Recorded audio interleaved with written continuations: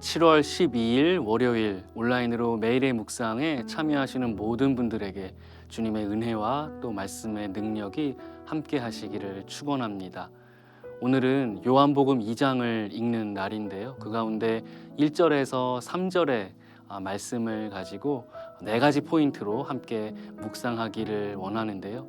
제가 먼저 요한복음 2장 1절에서 3절까지의 말씀 읽도록 하겠습니다. 사흘째 되던 날 갈릴리 가나에 혼례가 있어 예수의 어머니도 거기 계시고 예수와 그 제자들도 혼례의 청함을 받았더니 포도주가 떨어진지라 예수의 어머니가 예수에게 이르되 저들에게 포도주가 없다 하니. 오늘 본문은 예수께서 행하신 첫 번째 표적인 가나의 혼인잔치를 묘사하고 있습니다. 배경이 되는 이 혼인잔치는 평소와 다를 바 없이 준비되었고 잘 진행이 되고 있는 상황이었는데요. 혼주 측에서 미리 많은 이 하객들을 초청을 했고 또 준비해 놓은 포도주와 많은 음식들을 나누면서 며칠간 아주 진하게 이 축하하는 그러한 잔치였었습니다. 당시의 이 중동 문화와 풍습에서 이 잔치에서 가장 기본적이고 또 중요한 요소가 있다면 포도주였습니다. 얼마나 질 좋은 포도주를 이 초대받은 손님들이 흡족할 만큼 공급하느냐, 바로 그것이 잔치를 준비하고 베푼 이 주인에 대한 이 평가 기준이 되었던 것이죠. 그런데 어떤 문제가 발생을 합니까?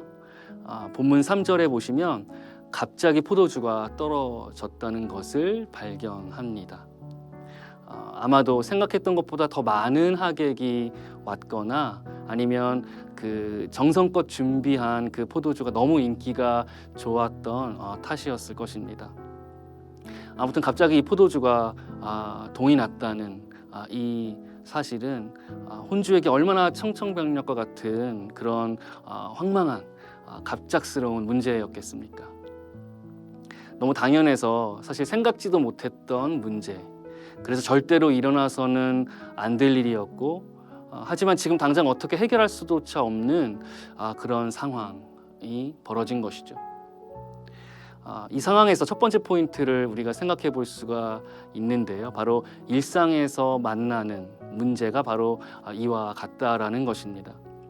사실 우리가 살면서 만나게 되는 문제들이 대부분 이렇게 맞닥뜨리지 않습니까?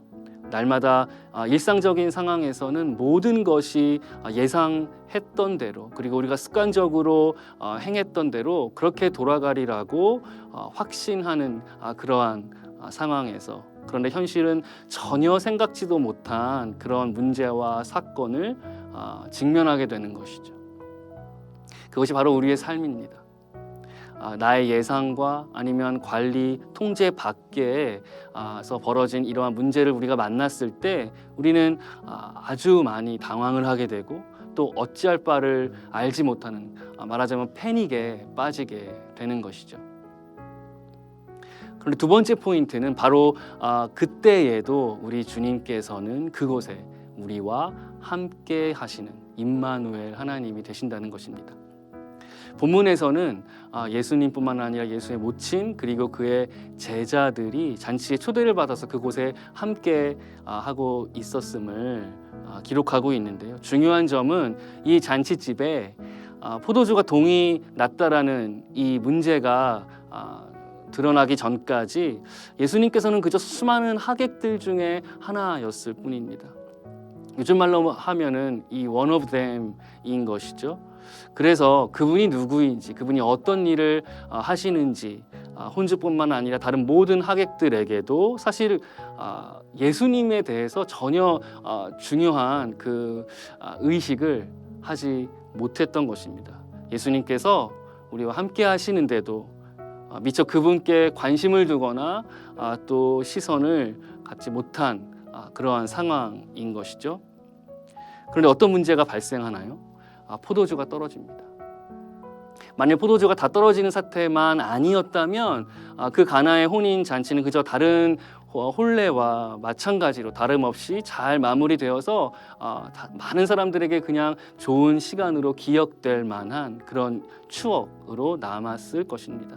그런데 바로 그 포도주가 동이 나는 바람에 그 문제를 통해서 예수께서 그 자리에 함께 계심을 기억하게 되고 또 주님을 체험하게 되는 그런 계기가 되었던 것이죠. 생각을 해보면 우리도 마찬가지 아닙니까? 일상적인 상황에서는 우리가 주님이 우리와 함께 계심을 사실 잘 느끼지 못하고 살 때가 얼마나 많이 있습니까? 그저 습관에 따라서 경험한 바에 의해서 그저 하루하루 매 순간을 살아가는 것이 우리의 일상인데, 그런데 미처 생각하지 못했던 바로 그 문제를 겪게 될 때에 이미 나와 함께하고 계시며 그 순간 나를 붙잡아주고 계시는 그 목자가 되시는 예수님, 그 임마누엘의 은혜를 그제야 기억하고 깨닫게 되는 바로 그것이 우리의 신앙인 것이죠. 세 번째 포인트는 이어서 말씀을 따르는 순종입니다. 포도주가 떨어졌다는 이야기를 들은 예수의 어머니께서 본문 5절에서 하인에게 어떻게 이야기를 합니까? 이렇게 말씀합니다. 그의 어머니가 하인들에게 이르되 너희에게 무슨 말씀을 하시든지 그대로 하라 하니라. 하인들은 예수께서 말씀하신 그대로 돌 항아리에 물을 가득 채워서 연회장에게 가져갑니다. 말씀을 들은 그대로 순종해서 따른 것이죠. 기적을 행하신 것은 바로 예수님이시지만 그러나 그의 말씀을 그대로 순종하고 행했던 바로 그 하인들을 통해서 놀라운 주님의 역사가 드러나게 된 것입니다. 문제와 어려움 앞에서 말씀을 잘 청종하고 따르는 것이 얼마나 중요한지를 가르쳐주고 있는 내용입니다. 마지막 네 번째 포인트는요, 드러남과 숨김의 역설입니다. 하인들이 예수님의 말씀대로 순종해서 물을 받아다가 이 연회장에 가져갔을 때 사람들의 반응은 어떠했나요? 10절을 제가 읽겠습니다. 말하되 사람마다 먼저 좋은 포도주를 내고 취한 후에 낮은 것을 내거늘 그대는 지금까지 좋은 포도주를 두었도다 하니라. 그들은 예수께서 어떠한 일을 행하셨는지 전혀 눈치채지 못했습니다. 아마 상상도 하지 못했을 텐데요. 그저 더 좋은 포도주를 나중에 잔치 말미에 제공한 것을 놀라며 만족했을 뿐이죠. 예수께서 기적을 행하셨음은 그저 하인들만 아는 그러한 은밀한 비밀이었습니다. 예수님의 기적, 그분이 행하시는 역사가 몇 명의 하인들에게만 드러났고 다수에게는 여전히 숨겨진 비밀이었던 것입니다. 대표적인 현대 신학자 중에 한 명인 폴 틸리가 이렇게 이야기를 합니다. 하나님의 계시란 드러남과 감추기를 동시에 의미한다. 드러남과 감추기라는 이 두 가지의 단어는 사실 모순된 의미로 들리는데 둘이 역설적으로 엮일 때에만 계시가 비로소 계시일 수 있다라는 의미가 되겠습니다. 하나님의 계시, 그분의 기적이 모든 이에게 분명하고 확실하게 고정적으로 증명될 수 있는 것이라면 그것은 아마도 단순한 사실에 지나지 않을 뿐이지요. 오늘 본문에서 연회장에게 하인들이 물이 변하여 포도주가 되었다는 것을 다 말로 분명하게 설명할 수 없는 것과 마찬가지입니다. 우리 일상에서 만나는 주님, 그리고 그분의 역사와 계시는 모두에게 판명하게 드러나는 그러한 사실일 수 없습니다. 그저 힐끗 드러나고 바로 스쳐 숨겨지는 그런 비밀과도 같은데요. 그러나 분명한 것은 그분이 우리와 함께 계시는 임마누엘이시라는 것, 그리고 말씀을 따라서 우리가 순종해 나아갈 때 일상에서 맞닥뜨리는 그 문제가 주님을 경험하는 기회가 된다는 것입니다. 바라기는 오늘 저와 여러분의 삶이 숨어 계신 그 주님을 만나고 그분의 은밀한 역사를 경험하는 복된 삶이 되기를 주님의 이름으로 축원합니다. 기도하시겠습니다.